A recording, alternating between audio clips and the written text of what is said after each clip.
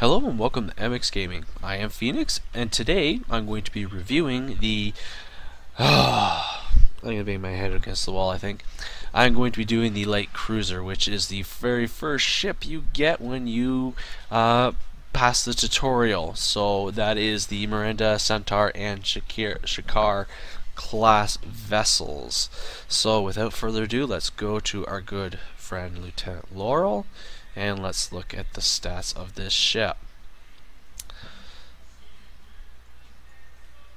So it is considered a cruiser, and there we go. So there it is. So as my memory serves, I think this was first introduced in Star Trek II, The Wrath of Khan, where Khan takes over the vessel and attacks the Enterprise with it. I may be a little hazy on that, but anyways. So for bridge officer stations, you get a lieutenant, a ensign tactical, an ensign engineering, and an ensign science. For consoles, you get an engineering, a tactical, and science. For weapons, you get 2 in the front, 1 in the back, base hull of 10,000, a shield modifier of 1, base crew of 200, turn rate of 11. Now StowWiki says it's 11.4, so I don't know. Maybe they just don't put the points in that stats in here. You get an impulse modifier of 0.20 and an inertia rating of 50. You also get 2 device slots. Now you get this ship when you first start, which I don't necessarily agree with, but anyways, if you get rid of it, you have to pay 8,800 dilithium. So that's what I had to do. I had to pay for this one because I deleted mine, because at the time I didn't have enough ship slots and I didn't have any Zen to buy any ship slots. So anyways, let's continue on with the ship design. As you can see, it's the front part here, or most of it, has the saucer section, but it does have this hull piece here, this big blocky piece here. Kind of looks like a it's an octagon? No. What is that one? 1, 2, 3, 4, 5. I don't know what the 5 thing hexagon is. I was never good at academics. Anyways, you have what they call is this roll bar here, and on top of this roll bar you have the, looks like the torpedo bay, and then on top of that is, see this little weird looking thing here? That's your deflector dish. That little small thing, that's your deflector dish. So, and then for your pylons or your struts here is this thin piece of metal here, and then you have your warp nacelles here, which are kind of like the Enterprise A, and oh, excuse me. Sorry, it's been a long day for me. You have the warp nacelles here. You see the most of the blue, and like I said, it does look like the Enterprise A's warp nacelles. So, and then at the back of the hull here, you have the 2 little impulse engines there. I don't know what this blue disc thing is. I don't know if that's part of the deflector dish or not. So that's it for the. This is the Miranda variant. So this is the Centaur. I'm pretty much calling this a saucer with legs, pretty much. So you have a saucer section here, and I think it's smaller than the other two.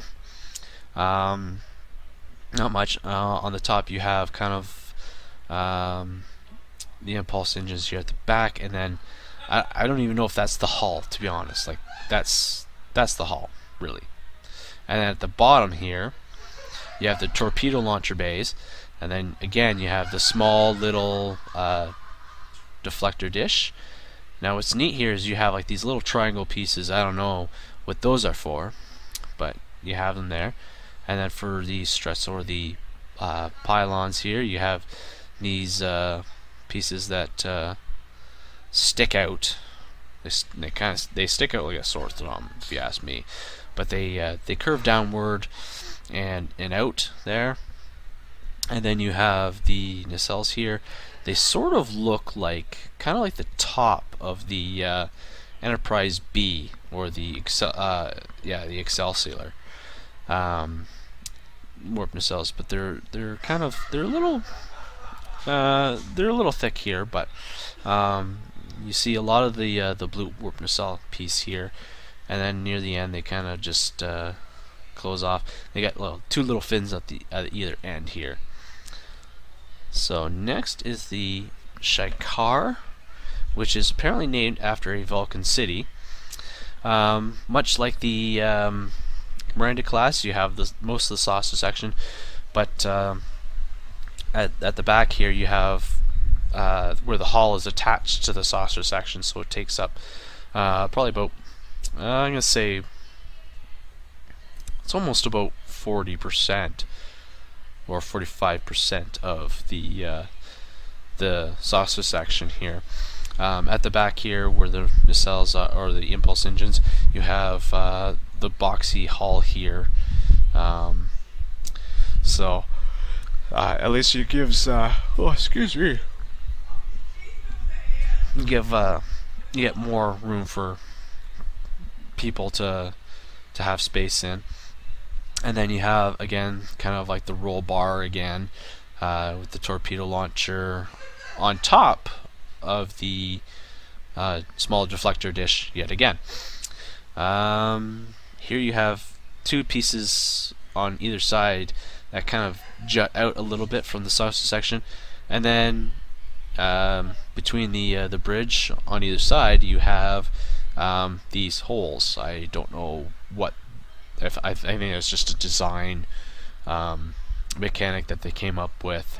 And then you have with the pylons or your struts, these pieces here. They're not solid like most pylons or struts. You know, they have a bar going on either end here, and then attaching to the warp nacelles. This piece here is attached to the hull, and if it wasn't, then it would be only these. I'll zoom in here. This piece and this piece here. That you would be holding these roll bars plus the warp nacelles. So these warp nacelles here are different than most warp nacelles. They're flat on the bottom, as you can see here, flat on the bottom. They're a lot thicker width-wise, and they're I don't think they're as long. I think they're probably shorter than the other two. And you don't see much of the blue in the warp nacelle here. You get at the front, the sides, and then near the back, not near the middle where you normally would see. There's no ram scoops on these, as you can see, because there's no red, unless these are ram scoops and they're just blue for the sake of being blue. So that's it for the ship design. Okay, so I've decided I'm going to change the character. I'm going to go with my engineering, my engineering character on this one. So we're going to look at her loadout here. So I have my nanite disruptor beam array, Mark 11, accuracy ×2, and critical hit. So I think, yeah, I got two of them, one in the front, one in the back. And then I have the wide angle quantum torpedo. I have the Solanae set, the 4-piece Solanae set. For devices, I have the usual shield battery and subspace field modulator. For consoles, I have a rare neutronium alloy, shield emitter, and then disruptor induction coil. So not much when it comes to the loadout there. So next will be to go and look for some trouble. Now, I'm not going to do a STF because that is absolutely insane, and I don't feel like being insane today. So what I'm going to do is I'm going to go and we're going to go into the cluster, the Delta Volantis cluster, before Season 9.5 hits and gets rid of it. So I might just pause the video and make sure that I have my setup all right, and then I'll come back. Okay, so I wasn't expecting this to have a fight right off the bat, but here we go.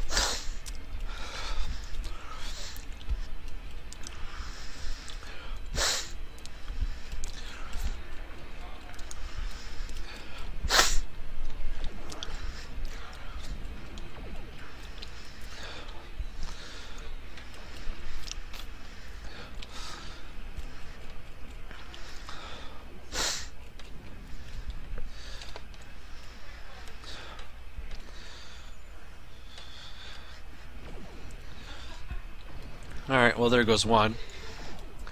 So, I'm actually not doing too bad. When I recorded this yesterday on my main tune, the tactical, it didn't go over so well. It was about every second or so I was exploding. That's something that I generally don't like to do. I probably exploded about 3 or 4 times before I killed one bad guy. So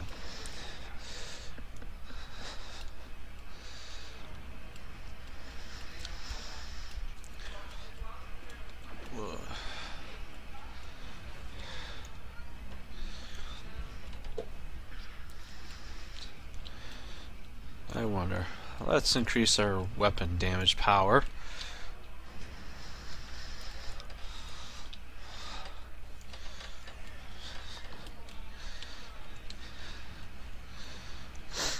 As you can see, it's very slow like a cruiser, even though it should be more or less like an escort, because it is small. But alright, there we go. That was much better than the last time I did it. So,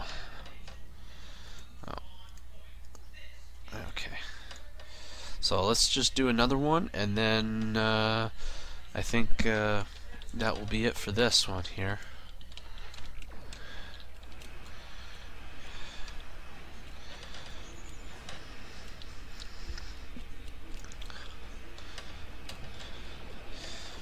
So as you can see, even though it has the highest turn rate on a cruiser, it is still a slow turn rate.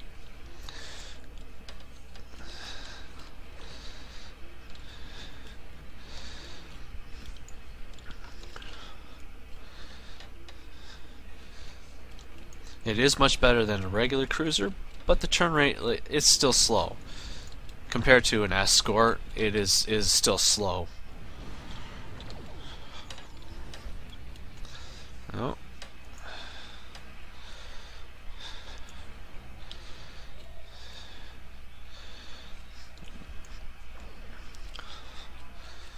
So yes, this is going much better than last night. I was just having lots of issues with it.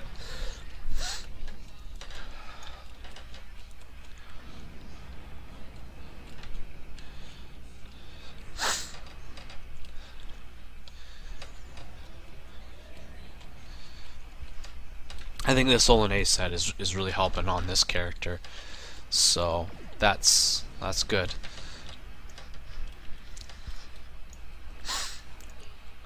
Well, I think a Mako set would probably be a bit better.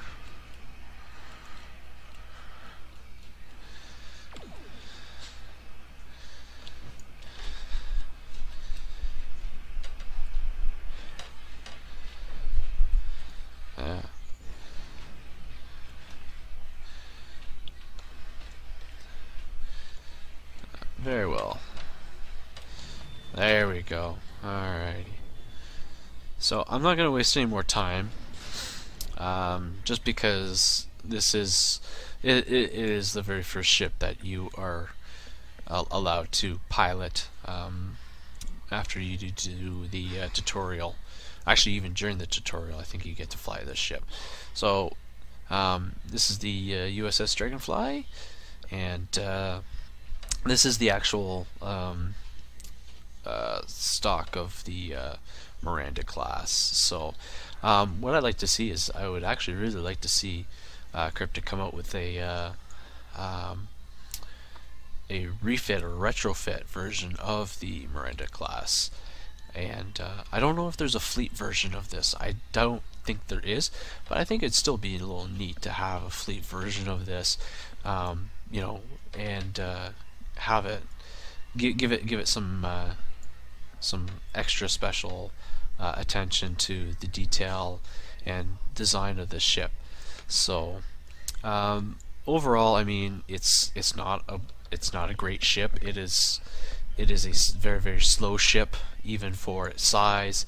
It moves like a cruiser. The turn rate is very much like a cruiser, even though it's got the better turn rate on any cruiser class there is. And to me, that doesn't necessarily make sense. However, you know, for a ship that was pretty much designed right after the Enterprise A, I can see maybe why it might be slow, is because it doesn't have the power and ability that that maybe a Saber class vessel has. But it's okay.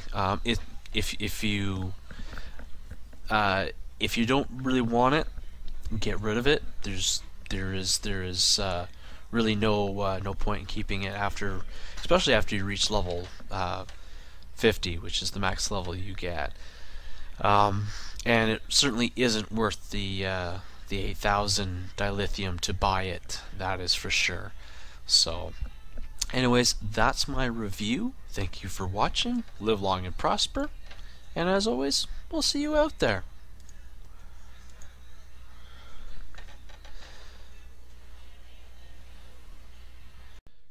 If you like this video, please click on the like button. Also, please comment and share this video as well. If you'd like to watch more upcoming videos, please click on the subscribe button for more. Thank you, and as always, live long and prosper.